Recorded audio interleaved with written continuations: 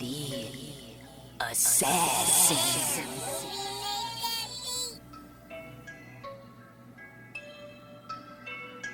You know I break necks, call me Jack Tate. I have no regrets while your life is fading. I'm a crazy fuck equivalent to Satan. When I'm behind the mic, I feel like the greatest. You know I break necks, call me Jack Tate. I have no regrets while your life is fading. I'm a crazy fuck equivalent to Satan. When I'm behind the mic, I feel like the greatest. What up, y'all? You're listening to Sports Talk with Tropp, and I'm your host, Katie Tropp. Well, thank God those NBA conference finals are over and done with. Game 7 finished up last night. It wasn't a horribly bad game, but it also wasn't that great of a game. The conference finals overall were just so boring as shit. But hey, now we know who's going to the NBA finals. But before we get to that, I did just drop a new lyric video yesterday called Stream of Consciousness. It's me and my label mate Lex. You could find that on our Black Man Records YouTube channel, or you could also find it on katietrop.net. Check it out if you want to. So let's go ahead and get into the NBA Finals. Like I said, no need to really discuss the weekend's games in the Eastern Conference Finals, just because they were very uneventful in my opinion. But here we are. Hopefully the NBA Finals will offer us up much better games than we did in the conference finals. So our NBA Finals matchup is going to be the Golden State Warriors versus the Boston Celtics. Personally, I cannot ever root for the Boston Celtics. I am a Lakers fan, so it's against Laker law to ever root for the Boston Celtics. You can never, ever, ever fucking root for the Boston Celtics if you're a Lakers fan. You can respect the Boston Celtics. I respect their history, and I also respect their current team. Also respect Jason Tatum. I think he's a fantastic player. He's also at the beginning of his career, he actually did train with Kobe Bryant. So he's a huge fan of Kobe Bryant, and Kobe was basically his mentor to begin his NBA career. So I've got massive respect for them as an organization, as a team, yada, yada, yada. But there ain't no fucking way in hell you're going to see my ass rooting for the Boston Celtics to win another NBA championship. I'm not much of a Golden State Warriors fan either, but, I'm rooting for them a million times over the freaking Celtics. So, but let's break it down and just talk about the overall matchup. It begins on Thursday. Currently, Golden State is favored to win this series. But I will say Boston actually owns Golden State since 2014. They're 9-7 in all of their matchups since 2014. So Boston does play Golden State well. They're probably the only team that has played them this well since their dynasty run here. And I feel like I've said it basically since the playoffs have begun, that I think the Golden State Warriors are just playing great basketball right now. And they've been getting healthy at the right time. They have all their guys back, and they have the championship pedigree. Steph Curry, he's unstoppable at this point in time. Klay Thompson has found his groove. And Draymond Green's back to being Draymond Green. And the Celtics, spectacular team. They play great defensively, but they're also great on the offensive game as well. And, Jason Tatum, he's had a spectacular season. Jaylen Brown's also had a great season. So that duo right there has played great. But one thing that has held back the Celtics, and I actually was kind of surprised that the Miami Heat were able to even take them to a Game 7 in the conference finals, just because the Heat, if you can lock them down defensively, which the Celtics did, they're very ineffective because they don't really play well defensively. And so the Celtics were taken to the mat actually in their last two series, and their injuries have been piling up as well. Whereas the Golden State Warriors, I just said, they're getting healthy, and they're playing their championship basketball right now. And they know how to get this done. They've got the championship mindset. So I think definitely Golden State's health is going to play a factor. I think their experience is going to play a factor. And I just overall think the Golden State Warriors are the better team. While I think Boston is the better defensive team, I just think Golden State, they like having this chip on their shoulder. I think they have a lot to prove. Because they can't just get here. They have to win. I mean, they're a team. This is their, they're a team who's been to the finals the most since 2014. So they've dominated, but they got to win as well. So I just think they're the better team. And while I think Boston's a great team, they've had a great season. I just think the Golden State Warriors overall are the better team. They're healthier. Their experience is going to get it. And you could just see they are playing championship level basketball. So I actually have the Golden State Warriors winning the NBA Finals in 6 games. And actually, I did forget to mention that Jason Tatum in the Eastern Conference Finals, he won the inaugural Eastern Conference Finals MVP, which is also known as the Larry Bird Award. Jason Tatum ended up winning that. So congratulations to him on that, having a great, exceptional playoffs. I expect him to continue that on into the NBA Finals, but, Golden State's just playing great basketball. And there really isn't a weakness with the Warriors. I mean, they've absolutely dominated their playoff run so far, whereas Boston, like I said, has been taken to the mat. And it's not like they haven't played good teams, but hey, Golden State's played good teams, and they've absolutely dominated every good team along the way. So I'm going with Golden State in this matchup, but I definitely expect Boston to definitely give them a run for their money. And it's not going to be easy for the Warriors. And I also, my prediction for the NBA Finals MVP, I think is going to be Steph Curry. That's basically the one and only thing that's missing from his career resume. So I think it's only fitting that not only he gets another championship, but he could get a Finals MVP along the way. So that's how I think the NBA Finals is going to play out. It begins on Thursday night. So we'll see where we're at on Friday. And since I actually am a huge Steph Curry fan, I've been rooting for him since he played at Davidson. I've really enjoyed his career. I've really enjoyed the way he's changed today's game. And so with that being said, I'm going to go ahead and do a Tropp 5 list today. Tropp 5 Greatest Steph Curry Moments, beginning with number 5 on January 3rd, 2021 versus the Portland Trail Blazers. He had a 62-point game, which is the most points he's ever scored in any game of his career. He went 18 for 31, which is 58.1% shooting percentage. He went 8 for 16 with 3-pointers and 18 for 19 at the free throw line. Then at number 4 on my Tropp 5 Greatest Steph Curry Moments, November 12th, 2021. Versus the Chicago Bulls. This is when he actually passed Ray Allen to become the NBA all-time three-point leader. At this current point in time, Steph Curry has 3,117 career three-pointers. He's obviously, Steph Curry probably has at least another 5 to 8 years in him, maybe even longer, who knows. Depending upon injuries, of course, but he's going to blow that NBA all-time three-point lead out of the water. So it's going to be interesting to see how long he's able to maintain the lead. But that's what Steph Curry's done his entire career since the day he hit the NBA. Dude has been dropping threes like there's no tomorrow, and so it's only fitting that this dude is the all-time leader, and he passed Ray Allen just last year. All right, number 3 on my Tropp 5 Greatest Steph Curry Moments. Well, this is number 3. And Steph Curry's known for dropping threes. So this is actually 3 separate moments, but they all are basically the same exact thing. And that is Steph Curry 3 times in his career has passed the single season 3-point mark. And he's been the leader, and he's done it 3 times in his career. Beginning with 2012-2013 season was the first time he ever did it. And he dropped 270 threes that season. And he became the first ever player to ever drop 253 pointers and have 500 assists in one season. So That's where it started.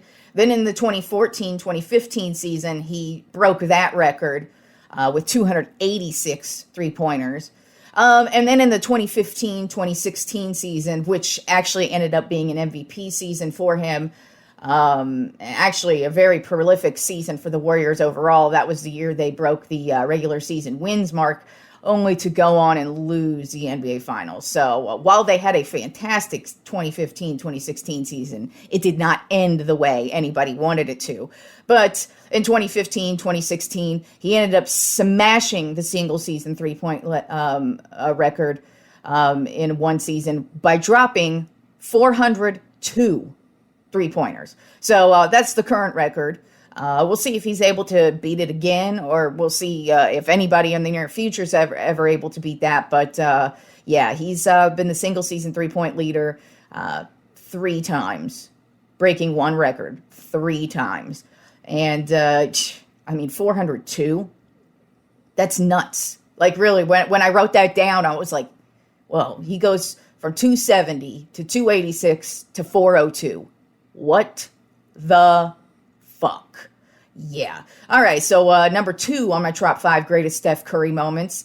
They actually are 2 moments. Number 1 being when he won his first MVP in the 2014-2015 season. That also ended up being the first year that the Golden State Warriors would win their an NBA Finals.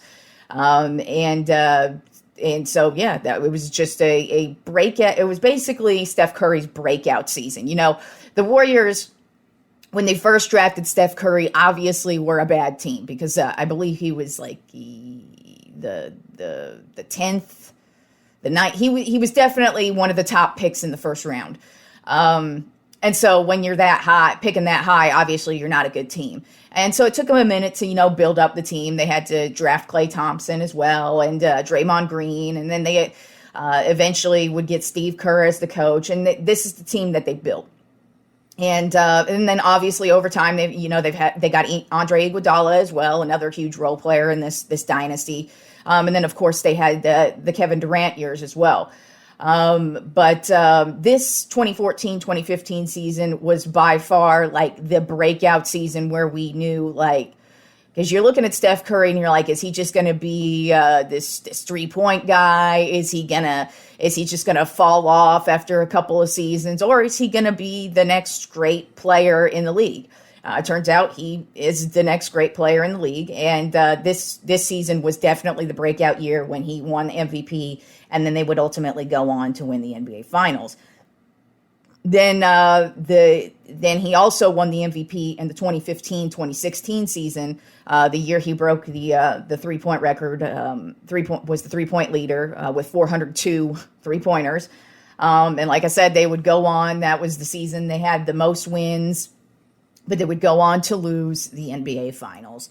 But this MVP in the 2015-2016 season was the first time a player was a unanimous vote by everybody who voted for the MVP. So that's what type of a season Steph Curry had in 2015-2016. All right, and then number 1 on my top 5 greatest Steph Curry moments, they got to be the championships. 2014-2015 season, Golden State Warriors beat the Cleveland Cavaliers in 6 games. Then in the 2016-2017 season, they beat the Cleveland Cavaliers again in 5 games. And also in that 2016-2017 run, in the playoffs, they would actually start the playoffs 12-0. Then they would go on to win the first 2 games of the NBA Finals. So they basically started the playoffs 14-0, and then only lost 1 game that entire playoff run. So that was very dominating by the Golden State Warriors. And then finally their last championship in 2017-2018 against the Cleveland Cavaliers when they swept them. So they're finally facing, they did face the Raptors. That was actually the last finals that the Golden State Warriors appeared in when they lost to the Raptors. So they've only beat the Cavaliers. They lost to the Cavaliers in the 2015-2016 season, and then they lost to the Raptors a couple years ago in the 2019 season. We'll see what they're able to do against the Boston Celtics. They haven't really played a team like the Boston Celtics in the NBA Finals. So we'll see if Steph Curry's able to add a fourth championship to his already stellar NBA career. And the last bit of NBA news, the Lakers actually hired a new coach. They hired Darvin Ham. He has been an assistant coach with the Milwaukee Bucks for ever since Mike Budenholzer took over as coach. He actually was also an assistant with Budenholzer when he was in Atlanta, and then he was also an assistant coach with the Lakers back in like the 2013-ish, even before that era. So I don't really have many major thoughts on it. I'm happy that we have a coach. I was actually honestly leaning towards Doc Rivers, of course, but you don't know how that was going to turn out. You don't even know if he's going to be leaving the 76ers at all. But what I do like about this pick is that there's a lot of unknown, meaning he may be awful and he may be good. You just don't know what the hell's going to happen with this guy. But this is his first NBA coaching gig. So it's going to be very interesting to see how it turns out. Obviously, my problem with the Lakers wasn't actually the coaching staff. It was just their horrible play on the court and how they weren't a cohesive team. And so hopefully they're able to work on that aspect of it. So good luck to you, Darvin Ham. I do wish you the best, of course. But I don't know how it's going to turn out. But we'll see. Lakers have a new coach, Darvin Ham. All right, and then moving on to some college baseball that happened this weekend. Actually, the conference tournaments, they went on this whole week. And actually, my Texas Longhorns, they ended up making it to the Big 12 conference tournament. They absolutely obliterated everybody along the way up until the conference tournament finals, when we had to play the motherfucking Oklahoma Sooners. And I'm thinking, all right, because Oklahoma, they were okay this year. They weren't great, but they weren't terrible. And so I'm thinking, oh, awesome, we should have this easy. Wrong. The Sooners absolutely kicked the shit out of the Longhorns yesterday. It wasn't even a game. Basically, the Sooners jumped out right off the start. Final score ended up being 8-1, and I think it was like 7-1. From like the third inning all the way till the end. So yeah, the Longhorns just did not play a good game. And it's awful that they ended up losing to the Sooners. I mean, they could have lost to anybody in this motherfucking bracket, but it had to be the goddamn Sooners. So I was pissed off about that, but hey, man, I was pretty excited to see them get that far. But man, to lose to the fucking Sooners, god damn it, that pissed me off. All right, and then the NHL Stanley Cup Playoffs, they continue. We have one half of the conference finals set. The other, we're still waiting on a Game 7 matchup to be played tonight. So let's go ahead and start off in the Western Conference Finals. The number 1 seeded Colorado Avalanche versus the number 2 Edmonton Oilers. The Edmonton Oilers... to me, they're a very good team. I really like Connor McDavid. He's actually had 26 points in the entire Stanley Cup playoffs so far, so he's been having a spectacular run right now. But also Nathan MacKinnon, the center for the Colorado Avalanche, another fantastic player. He has also had a great playoff run. So both of these guys, they are the two leaders of their teams, and it's going to be very interesting to see what happens. Both teams are very skilled and fast teams. They both can score a lot of points. And in the regular season, the Oilers actually basically, they owned the regular season record with a 1-0-2 record against Colorado. So they do play each other well. But I really have liked what I've seen from the Oilers. They've played some really good teams throughout the playoffs.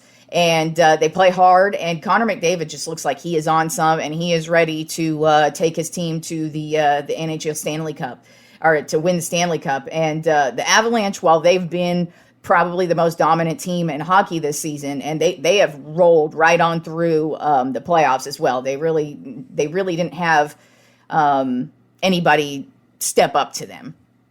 But I do actually have the Edmonton Oilers winning in 7 games. Really, the reason why is just because, like I said, Connor McDavid, he's playing great right now, and just the Oilers overall as a team, they've been tested, they've passed each and every test, and they're just playing great hockey right now. So I have the Edmonton Oilers moving on to try and win the NHL Stanley Cup, and then in the East. In the Eastern Conference Finals right now, currently the number 3 seeded Tampa Bay Lightning are waiting to see who they're going to be going up against. Tonight's Game 7 winner is either going to be the New York Rangers or the Carolina Hurricanes. So we'll see what happens there. I picked Carolina to win that series, so I think it's going to end up being them. But the Rangers have been playing. They've taken to Game 7 and played great hockey so far. So we'll see what happens there. And moving on to boxing, there was actually a pretty decent boxing match this weekend. Gervonta Davis versus Rolando Romero. It was actually a pretty close fight overall. Both guys are undefeated. Both guys are good boxers as well. And Gervonta Davis ended up knocking out Rolando Romero in the 6th round. But I will say, man, I didn't watch the entire fight, but I did look at the highlights. And from what I saw, Romero was giving Davis a good run for his money. He was basically the one initiating all the hits, the contact. He was running at him where it looked kind of like Davis was running away, but Davis did get they both got good punches in on each other. But I kind of felt like if Romero did not get knocked out, if it went any further, he was probably going to end up getting the win because he was fighting him real well. But hey, he got knocked out, so Gervonta Davis got the win, and it doesn't sound like there's going to be a rematch. Romero does want a rematch, of course. He was actually talking a lot of shit because, like I said, if you look at the highlights, at least it looks like he was the one doing a lot of the attacking. And he did have him in some good spots, but he did get knocked the fuck out. So you might not want to be talking a lot of shit when you get knocked out like that. All right, and now let's move on to baseball. And my top 10 MLB Power Rankings, beginning with number 1. The LA Dodgers, again, are number 1 on my top 10 MLB Power Rankings. 33-14 overall on the season. Can't anybody stop this stupid-ass team? They're 8-2 in their last 10 games. They're on a 4-game winning streak. This past week, they extended their winning streak against the Diamondbacks. I believe they've beat the Diamondbacks like 10, 12 times in a row. I don't know. Just the Diamondbacks can't seem to beat the Dodgers. So they lost to them this weekend. And then they played the Washington Nationals earlier in the week as well. And, just Mookie Betts, he continues to just knock him out of the park. I believe he's second in home runs in the league right now. And Freddie Freeman, he also is continuing to have a great season. But they're starting pitching, man, even though Kershaw is out of it right now. Tyler Anderson, he's stepped in, and he's a no-name, nobody really, and he's been having a phenomenal couple of weeks so far. And then even beyond him, Walker Buehler, he's still having a great season, and overall the Dodgers still continue to dominate, and I just fucking wish somebody anywhere, any fucking team would just take them the fuck out. But apparently nobody wants to do that, at least up until this point. All right, number 2 on my top 10 MLB Power Rankings, I have the New York Mets. They are 32-17 overall record, 7-3 in their last 10 games. They're currently on a 3-game winning streak. They just swept the Phillies this weekend. And they also played the San Francisco Giants last week as well. And just overall, they're an all-around great team. They're overcoming all of their injuries that they've suffered so far. Pete Alonso still continues to just hit them out of the park. And it's not even just him. It's just overall this team is just playing great small ball. They're playing great defense, and their starting pitching is still phenomenal. So I got the Mets at number 2.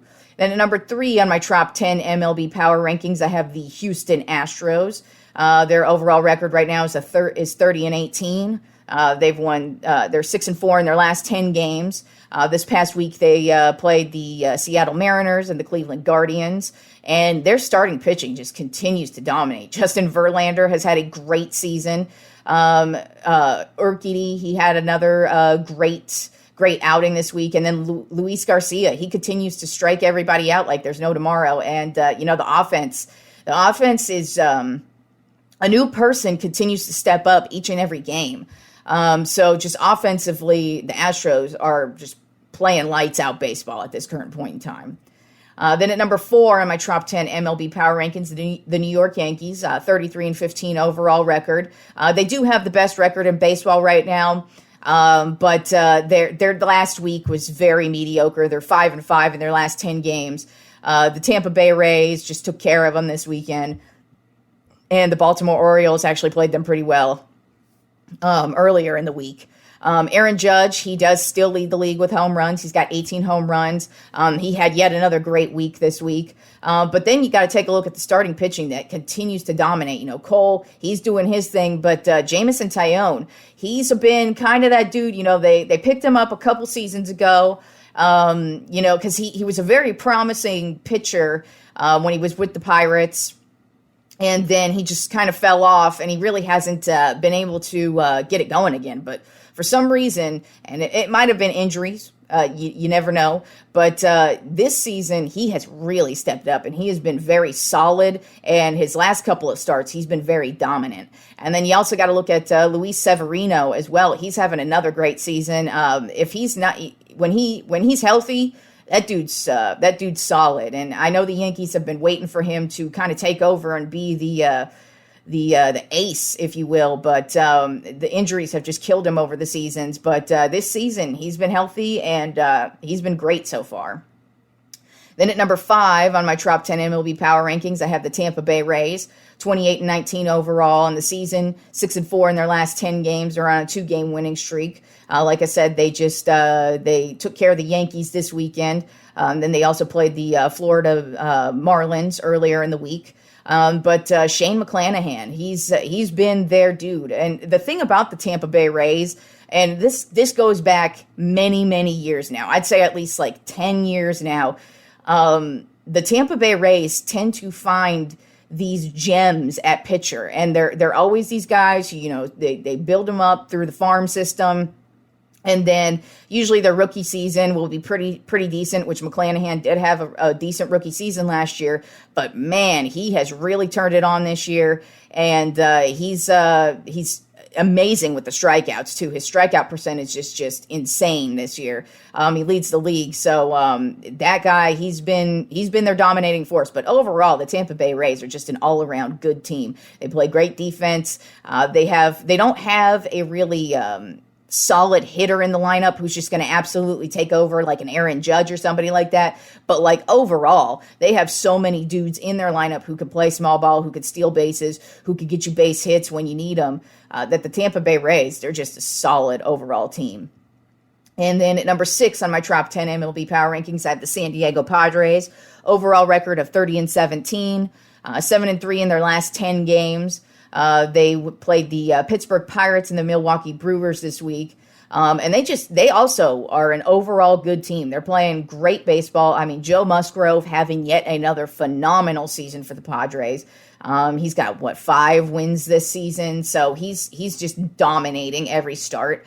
And like I continue to say, Fernando Tatis has not played yet this season. So it's going to be very interesting to see the offense once he gets back into it, because man, offensively, the Padres have been one of the best teams, especially, they had, I believe, 2 walk-offs this week. One of them was yesterday, but they're just playing some fantastic baseball at this current point in time, and Tatis has not played a game this season.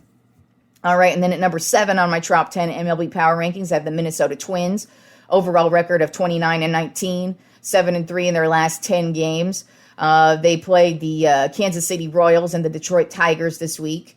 And Gio Urshela, man, they traded for him in the offseason, and he has really been a huge gem for them offensively and defensively. He has really just come into his own. It looked like he was going to be a very good player with the Yankees, but it's just like they had too many guys at shortstop and third base and second base that they didn't really have much room for Urshela.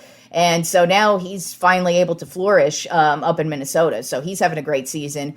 And Byron Buxton, he continues to just knock him out the park. He's got 11 home runs currently. And their starting pitching, man, starting pitching is just flat out phenomenal as well. So the Twins are rolling along. Then at number 8 on my top 10 MLB Power Rankings, I have the Toronto Blue Jays, overall record of 27-20, 7-3 in their last 10 games, and they are currently on a 5-game winning streak, which is the longest winning streak in baseball right now. They actually just swept the Angels this weekend, and they also played the Cardinals earlier in the week. And this week, their standouts were Gurriel Jr. and Tapia. Both of them had like game-winning hits, game-tying hits, just had phenomenal weeks. But then also George Springer, he continues to have a phenomenal season. And their starting pitching is just lights out. So look out for the Blue Jays. The AL East, all of the teams pretty much are just playing phenomenal baseball right now. And with that being said, at number 9 on my top 10 MLB Power Rankings are the Boston Red Sox. So that is the 4th team from the AL East in my top 10 this week. And that's because the Boston Red Sox actually are the hottest team in baseball right now.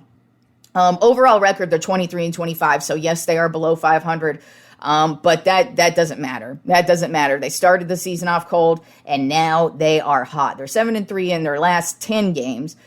This past week, they played the Baltimore Orioles and the Chicago White Sox. And just something that's a crazy stat about them this last month is they have had 5 games won by double digits. And I think one this past, was it yesterday? They scored 12 runs. They've just been hitting home runs galore. They've been leading the league in home runs the last month. May has just been their month, especially because, like I said, they started off the season horrible, but now the Red Sox are on fire. And the AL East, man, 4 good teams right now dominating baseball, and the Red Sox are they look like they're starting to turn it on. So they could be a very scary team as the season goes on. And then rounding out my top 10 MLB Power Rankings are the St. Louis Cardinals, overall record of 26-21, 6-4 in their last 10 games. This past week they played the Milwaukee Brewers and the Toronto Blue Jays. And right now, man, Paul Goldschmidt, he is having a hell of a season. Right now he's got a 20-game hitting streak. And, he's playing great baseball, too. He's got game winners. He's been hitting them out the park. He's been playing small ball. Like, he's just been getting the hits that he needs to get. And, Goldschmidt's having a great season. Albert Pujols is having a great season. And just overall, the Cardinals are playing great baseball. And then just a couple more highlights on baseball. That would be from my team, the San Francisco Giants, who actually had a very horrible week of baseball. They have not played well these last couple of weeks, as a matter of fact. But this week, past weekend, they played the Cincinnati Reds, the worst team in baseball. By the way, they almost got swept by the worst team in baseball. They lost 2 of the 3 games this weekend. But something hilarious happened pre-game on Friday, I believe it was. Tommy Pham, he is the outfielder for the Cincinnati Reds. And then Jock Peterson is also an outfielder for the San Francisco Giants. And I guess these 2 were in a fantasy football league last season. And they don't really know each other that well, I guess, especially after finding out what happened stupidly here in this story. But basically, the 2 of them were in a fantasy baseball or fantasy football league together. And last year, Jock Peterson played for the Atlanta Braves. And then, he played for the Cubs and the Braves, I believe, because he got traded to the Braves. Regardless, he played for the Braves. And then Tommy Pham, he was playing for the Padres at the time. And basically, before the game on Friday, Tommy Pham walks up to Jock Peterson and smacks him on the head. And they kind of get in this little altercation, and it's not really a big deal. But everybody was like, what the hell was this over? Well, it turns out the reason why Tommy Pham just walked up to Jock Peterson and hit him on the head is because Jock Peterson, in a friendly manner, by the way, I guess sent some meme to, because, you know, they had like a group text. Because when you're in fantasy leagues, you do tend to, especially if you know people, you tend to talk a little bit of shit. And usually it's all in fun and games. I've never had any major issues with somebody in a fantasy league, especially with it getting physical. But usually you do have little friendly jabs with each other. And so basically Jock Peterson sent in the group text, because at the time, there were 3 total San Diego Padre players in this fantasy football league. And at the time, the San Diego Padres were an absolutely atrocious team. And so Jock Peterson sent this meme. It was a joking meme about how the Padres were just basically playing like shit at that point in time. And I guess that offended Tommy Pham, and he didn't like that. So he decided to confront him about it this weekend. Yeah, they got in a fight over a meme in a fantasy football league. Like, how fucking ridiculous is that? But when I heard that story, I was like, that's just so typical crybabies these days who can't take jokes, and then you gotta get all physical over it. Like, go you, Tommy Pham. So he has been suspended for a couple of games now because of that. But yeah, that was a very ridiculous story. And now on to the second ridiculous story with my team, the San Francisco Giants. The manager, Gabe Kapler of the San Francisco Giants, has decided that I don't know how long this is going to last, but he's not going to come out for the National Anthem every game, and I quote, because until I feel better about the direction of our country. First of all, that's not an actual like explanation as to why you're, quote, protesting something. That's a very cowardly thing, I would say. But also, what I find amusing about this is, first of all, what direction of our country are you upset about? You didn't say what direction. So what are you protesting? What can happen? What's better? Blah, blah, blah, blah, blah. Yeah. So basically, this guy thinks he's so fucking super important that because he is not going to come out for the national anthem. Oh, by the way, in baseball, no, the national anthem's not like televised or anything. So once again, this doesn't matter. Nobody's going to see it. Only losers who report on it are going to report on it. This isn't a big deal. Nobody cares. P.S. This has already been done, and nothing came about the last time this happened either. And nothing's going to come about from this either. But basically, Gabe Kapler thinks he's so fucking goddamn important to the world that Senate or Congress or whoever the fuck, because since he didn't give us a reason why, other than until I feel better about the direction of our country. That's not an explanation, dude. But until whatever happens, he thinks that Congress or whoever is going to be like, oh my God, guys, Gabe Kapler, the manager of the San Francisco Giants, is not going to come out for the national anthem until he feels better about the direction of our country. Guys, we got to change something because of this super important guy, Gabe Kapler. Like, Jesus fucking Christ. What a fucking moron. And it just, what annoys me about it is I am so goddamn sick and tired of polititards. Now, let me define for you what a polititard is. Because guess what? Let me just tell you all my political affiliations, okay? I personally give 0 fucks about politics. As a matter of fact, the last conversation on earth I ever want to have is politics with anybody. I'd rather place a goddamn motherfucking shotgun in my mouth and pull the fucking trigger and blow my goddamn brains out all over a motherfucking wall than discuss politics with any of you fucking insane nut jobs, because that's what you all are. So let's define what a polititard is to Katie Tropp. A polititard is anybody, any age, race, creed, or political affiliation asshole who can't shut their goddamn motherfucking mouth about politics. Even when you look them in the face and say, I don't care. And they just go, rana, rana, rana, rana, rana. And you look at them and go, I don't care. Rana, rana, rana, rana, rana. My opinion's so goddamn important. Even though you just said you don't care, I got to keep on talking. And that's what this goddamn world is full of, is all you stupid, idiotic polititards. And I can't stand any of you. And I am so motherfucking sick to death of this shit being put in sports, forced upon all of us who don't give a shit. Let me tell y'all something about sports fans. Apparently y'all aren't getting this, but real sports fans give zero fucks about anything other than the sport we are watching. We do not care who our players are. We don't care if they're good. We don't care if they're bad. We don't give a flying fuck what the hell they do off of the field. We only care what they're doing in their sport. If you are good at your sport, we don't give a goddamn what the hell is going on off the field.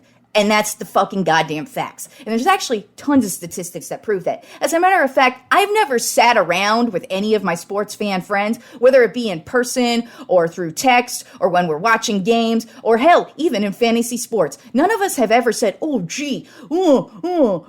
about the politics of this? Oh, what about this person who's singing out the national anthem? Oh, what about Colin Kaepernick? As a matter of fact, none of us fucking ever talked about that shitty loser trash quarterback, Colin Kaepernick, ever.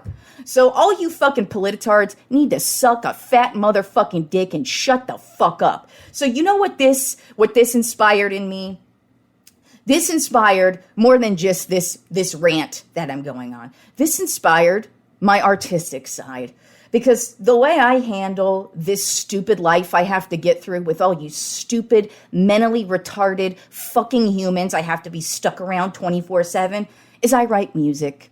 And I get it done through my art. And so I've actually mentioned quite a few times on this podcast my hatred of the National Anthem, just because I think it's a shitty, boring, crappy loser song. And so I've decided to write Katie's National Anthem, and I'm going to debut it for you guys today. Now, it's not as long as their original National Anthem, because that shit is way too motherfucking long, so I might skip around to because it's the same cadence as the National Anthem. It's just I changed a few of the words to fit how I feel about you stupid polititards. So here's the debut of Katie's National Anthem. Yeah, it's a little truncated. Like I said, it's a little bit shorter, but you'll get the point of Katie's National Anthem. Oh, say, can you see? No one gives a fuck about your protest. You're all a bunch of cunts who are so self-righteous. None of you give a fuck, only care if your side's won. Please give me a gun so I can fuck your ass right up. Oh, I don't give a shit about your politics. You're all a bunch of dicks. This is the home of the lame.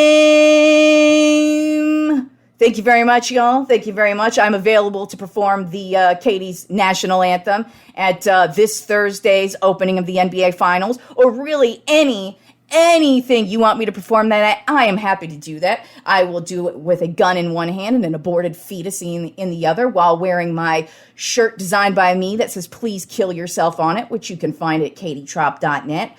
Yeah, all you political people, all you polititards can suck a motherfucking dick, shut the fuck up, get your goddamn stupid, idiotic bullshit out of sports 100%. But here, 100% for sure, do not come talking to me with politics, because I don't give a flying fucking goddamn. Oh, by the way, Colin Kaepernick's still a shitty fucking quarterback, does not deserve to be in the NFL because he's a shitty fucking quarterback.